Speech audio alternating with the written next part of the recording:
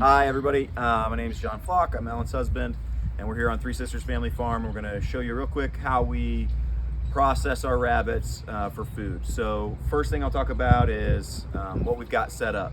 So one, probably most importantly, you need a really sharp knife.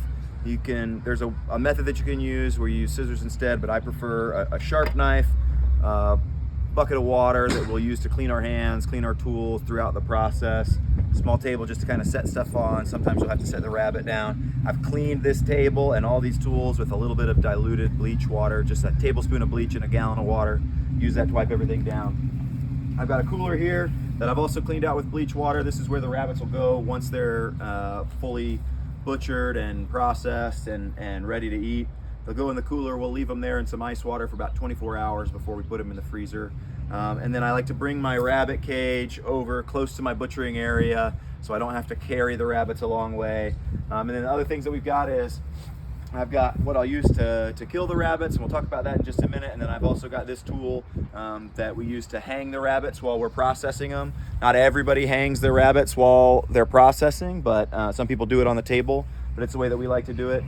This is a tool that we bought from a company that manufactures them online. It's called the Hopper Hanger, and this is the Hopper Popper. We'll get into that later, but Hopper Hanger is something that allows you to hang the rabbit by its back feet, which you'll see in just a minute. But you gotta have something to hang it, something to kill it. You can use any number of things. But yeah, that's the tools that we have ready. So on that note, the first thing that we'll talk about is how do we dispatch the rabbit? How do we kill the rabbit?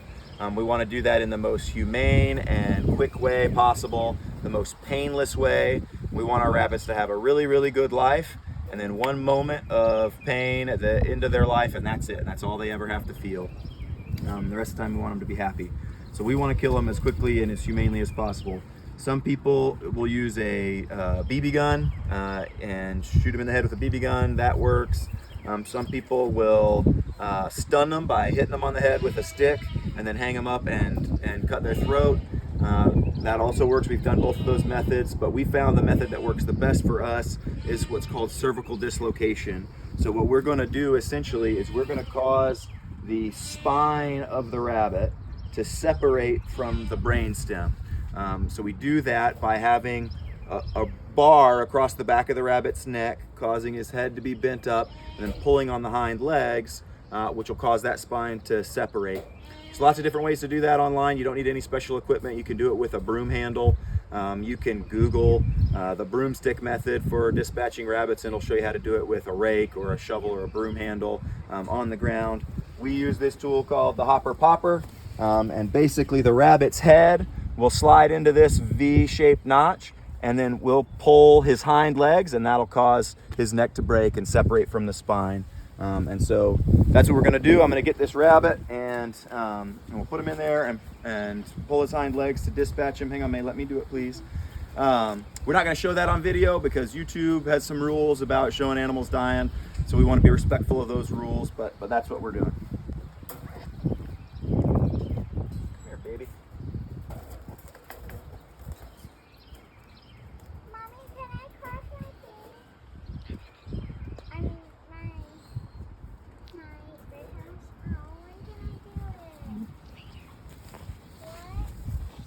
So we're not gonna.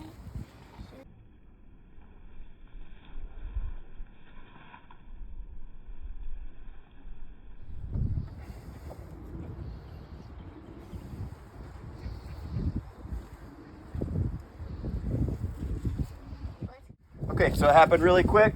We broke its neck. You'll see a little bit of twitching and bleeding, but you can tell the rabbit doesn't feel anything even though he's moving because you get no response if you touch his eye. Next thing we'll do is we'll cut off the head with one quick motion to allow the rest of that blood to come out. Again, you're seeing twitching. That's just involuntary. That's nerve endings that are still firing, muscles that are moving, but there's no actual pain that the rabbit's feeling. He's completely dead, feeling nothing. It was over before she even knew it. She didn't make a sound. Rinse off my tools. All right, so the first thing that we're gonna do is we're gonna open up the leg. So we make a small slit at the base of the leg, just a horizontal cut, really small with our knife. Then I pull that open, slide my knife tip up and along the leg, and And again, a really sharp knife makes this easy, and a dull knife makes it really uncomfortable and hard. And I'm gonna just rinse off my knife between, let me move this over here so that I don't get in the way of the video when I go to rinse off my tools. Anytime I get hair on my knife, I always wanna rinse it off so that I'm not putting hair on the meat. Some hair is gonna get on the meat. There's not a lot you can do about that, but you wanna minimize that as much as possible. Once I've got this slit all the way up the leg, I'm just gonna take my hands and I'm just gonna peel it away towards the back of the leg. And I wanna get to where I can get my finger through on the back of the leg. It's really easy. You just pull that skin back. It's really gently connected.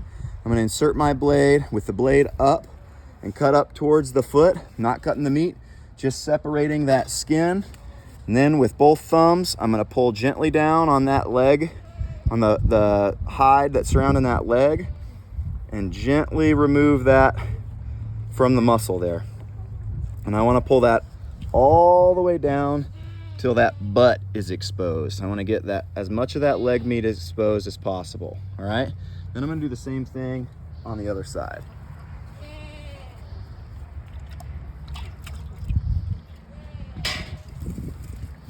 Again, right at the base of the leg where the leg meets the body, small horizontal cut.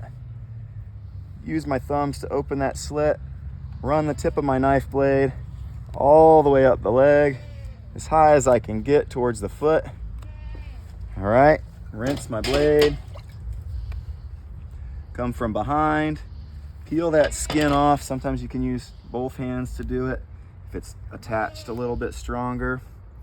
Peel that skin back towards the back, get a finger through there, insert your blade, blade up, cut that skin off.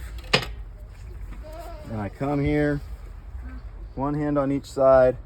You want to be very gentle here. There is a tendon that's on the back of the leg that likes to hold on. You can kind of see this right here is holding on, and if I pulled hard, I might tear that meat. So I can just very gently cut that connective tissue that's holding it to keep that muscle intact and not allow any opportunity for bacteria or anything like that to come in. See how that's holding on tight? I might just use my blade there, allow it to come loose. Could I pull that and disconnect it? Sure I could. But I run a risk of tearing some of the meat when I do that, and I don't want to do that. Oh, I got poop on my hand, that happens. It's good to have a hose nearby.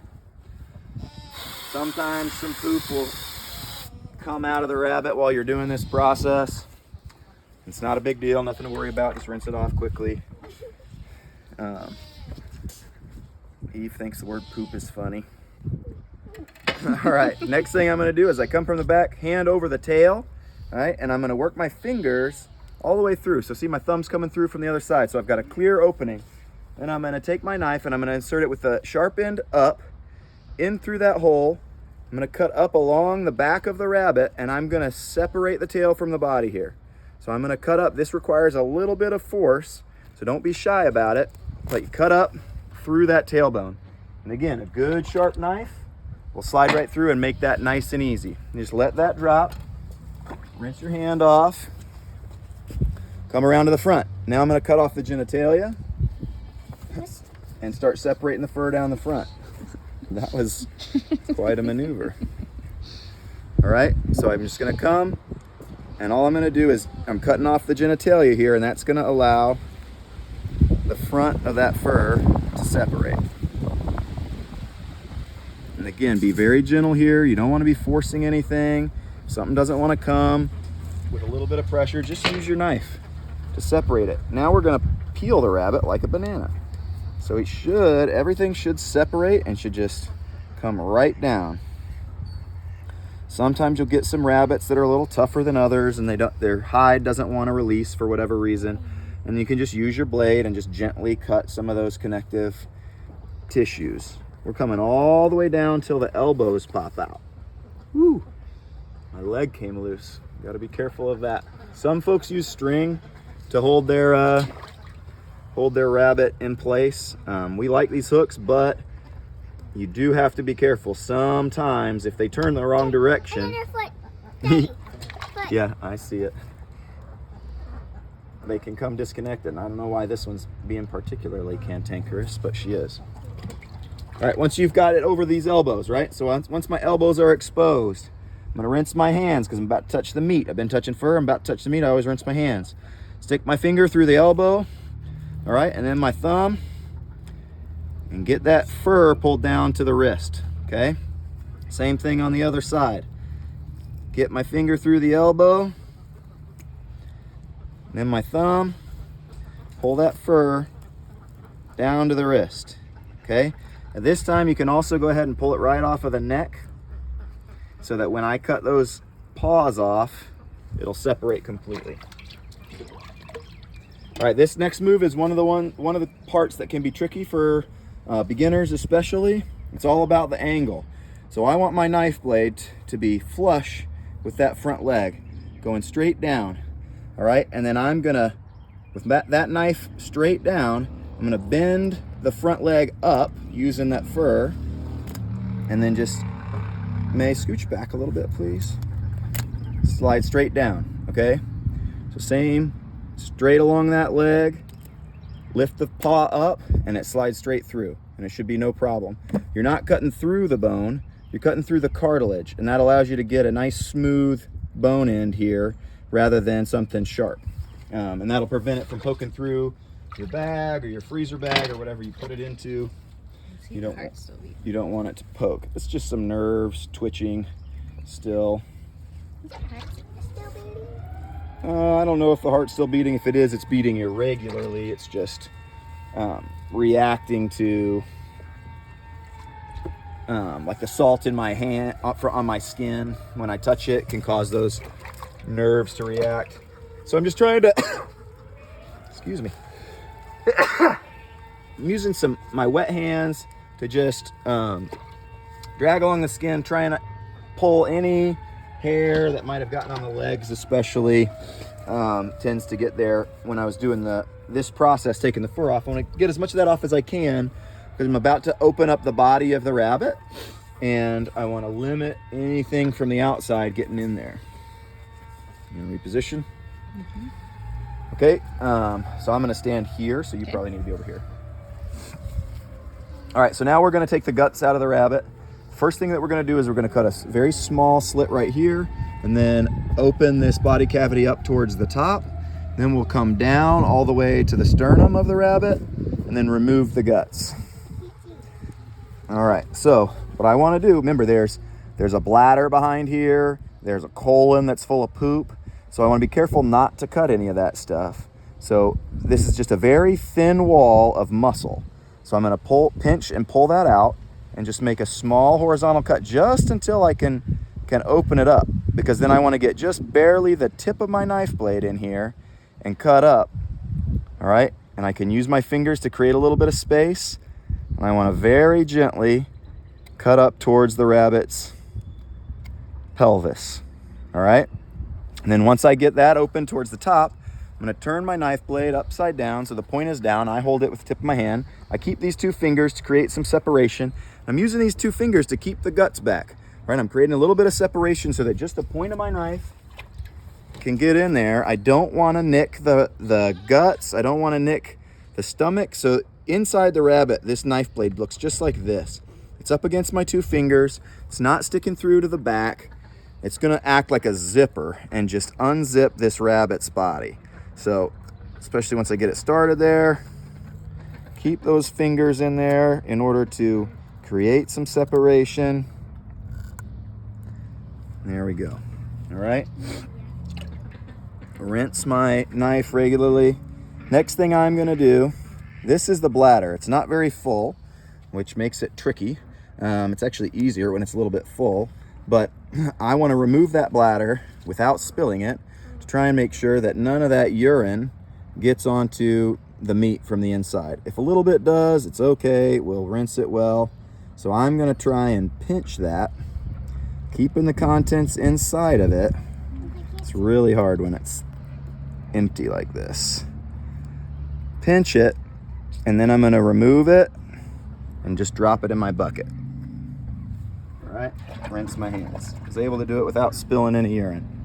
All right, now I want to cut. There's some cartilage that holds the two legs together, and right at the pelvis, I'm gonna cut through that so that I can open the pelvis and get the colon out and clear that rectum. So I find that cartilage, just the very center point of the pelvis, and just put a little bit of downward pressure, and I should cut through it. If you're having to push hard, then you haven't found the right spot, okay? Because it should just be cartilage, just like your ear.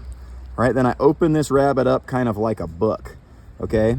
And I'm gonna hold him here, and I wanna cut, this is the colon right there, all right? And I just wanna separate that from the rest of the body. So I'm gonna use a sharp knife and just gently slice on either side of it in order to create the ability to pull that colon out of the body intact. Just like that. Rinse your blade. Make sure your legs are set back in place. All right. And then you should be able to come in here, pinch the end of the colon, keep it closed, and very gently pull it down. You want to be particularly careful here. You don't want to tear this colon open and spill poop inside your body cavity, which you then have to clean really, really well. So I am not pulling hard. I am really gentle. And this is an older rabbit, so she's got a lot of this fat inside her body cavity.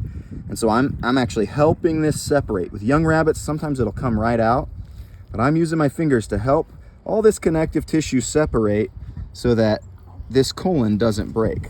Once I get below the body, then I can let that go. Rinse my hands off. I did get a little tiny bit of poop from the tip there. All right. Now I'm going to take my hands just like this, and I'm going to slide down and scoop all these guts out, pull them out into the bucket. So I slide my hands again. I'm being gentle. I don't want to break anything while I'm in here. I'm just separating the connective tissue that's holding this digestive tract in place inside the body. All right. Once I get here, I get to the liver. Do you want me to show some of this stuff? Yeah. Okay. So we're gonna be careful here because sometimes if it hangs for too long, you can wind up losing it. But you can see a couple things. So obviously you've got large intestine, small intestine. These are the kidneys. The kidneys are always covered in fat. This is the stomach. You can see the stomach full of food. This is the liver. A lot of people will actually eat the liver. We don't eat the liver. Sometimes we'll feed it to our chickens. But the liver also, you can see right here, this has got something called a bile duct. This bile duct is full of nasty liquid. If that ruptures and gets on your meat, it will destroy your meat, and you really can't clean it off well enough. You got to cut that part of the meat out.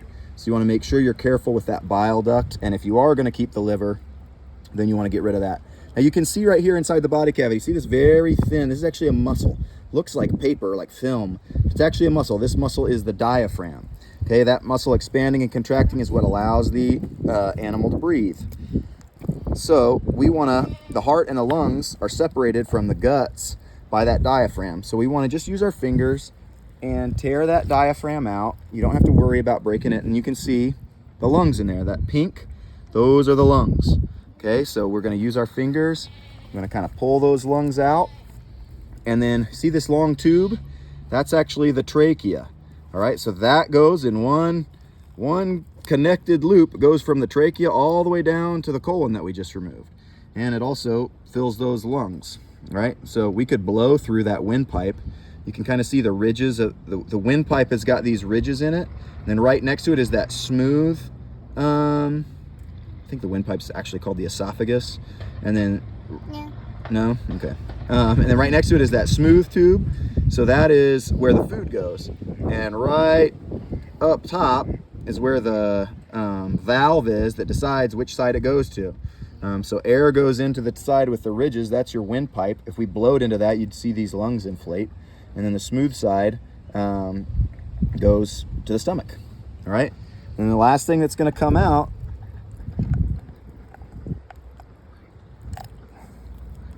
so I remove this. This is the heart. And we'll pull the little, the heart sits inside of a sac, the pericardium sac that protects it. And we're gonna pop it out.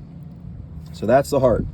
So if you've ever seen like a science book showing a real heart, that's what it looks like. And you can see at the top, you can see those big veins that are running into the heart. All right, so now we've disconnected everything, so we can let those guts drop into the bucket. Pull the last little bit of diaphragm out, let that drop into the bucket, and I want to rinse my hands. But see, I mean, my hands are really pretty clean, right? There's a little bit of blood on them, a little bit of fat, but not a lot. Everything stays pretty much intact if you do this right. If you're getting really dirty when you're doing this, you've probably broken something. And you can see the inside of the body cavity looks nice and clean as well. This just looks like meat from the store. There's a little bit of blood down in where we disconnected the heart just now, because we broke some of the blood vessels that were full of blood when he died. But other than that, it looks pretty good. All this internal fat, you can pull that. The fat from a rabbit actually doesn't add a lot of good flavor like the fat from a pig does.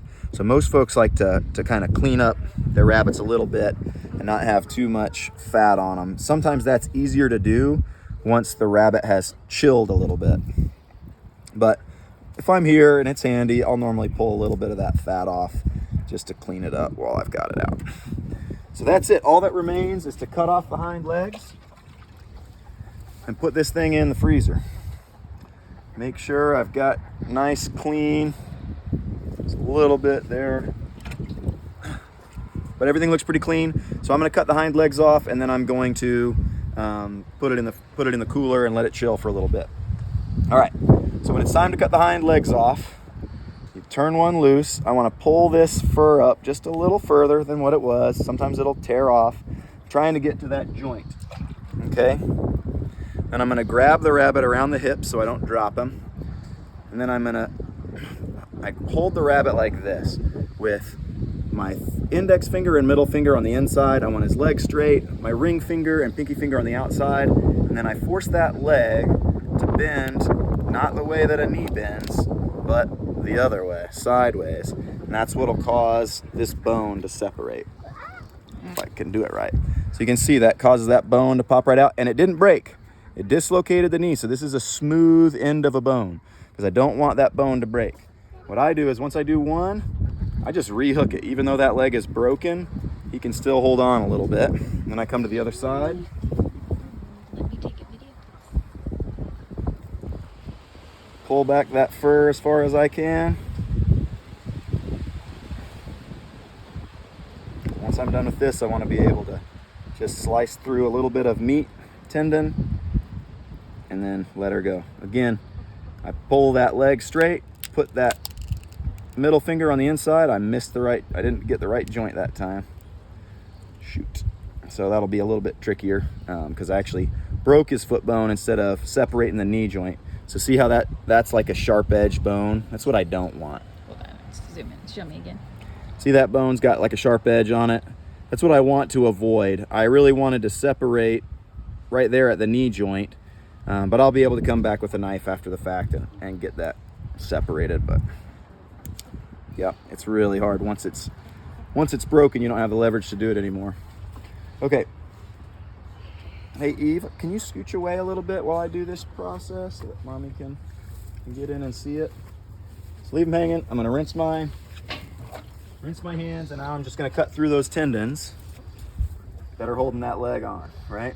So I can either do it while he's hanging, or so this is a little bit of a tricky part to get right without getting any of this fur onto the rabbit. But if you come up from underneath, it's really hard when you're trying to also stay out of the way of the video. Some folks I've cleaned this table with bleach, and sometimes it's easier to just lay them down at this point so that you can get it. But I want to cut the tendon that's in the back of the leg, and then there's a little tendon on the side that still holds that leg together. I'm just going to cut through that. And the paw goes in my bucket. Same thing, cut the tendon on the back of the leg until you get to the bone, run up the bone. This one's going to be cantankerous because I broke that leg bone. But you want to don't try and take your knife through the bone. You want to find the path where you're just cutting meat. between the bones. And this is not a good example of how to do this because this bone broke. There we go.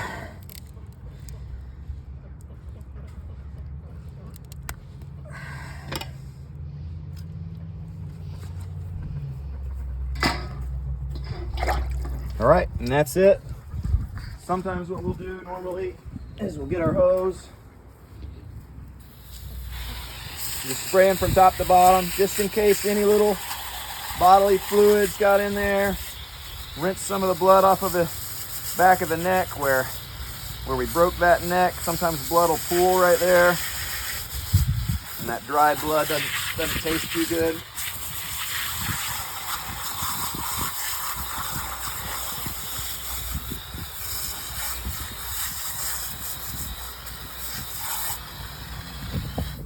And that's it.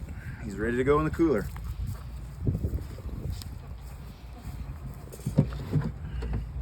Put some ice on him and some salt water, and in 24 hours he'll be ready to eat. You could eat them now, but they taste a little bit better if you give them about 24 hours, not in the freezer, but in the fridge or in some icy water to rest, and that lets all those muscles relax and they'll be a little bit more tender. And that's how you do it. Didn't take too long. Thanks for watching. I appreciate it and hope you're able to do it on your own.